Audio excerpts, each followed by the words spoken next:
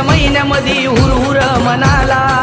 जायचं येरमाळ्याचा सोहळा पाण्याला गर्दी झाली आईच्या दतुबाच्या लवणाला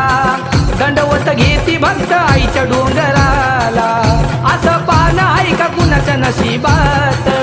असं पान आहे का कुणाच्या नशिबात तिथं माझ्या येडा माईचा थाट बसली येरमळ डोंगरात येडा माय तिथं माझ्या येडा माईचा थाट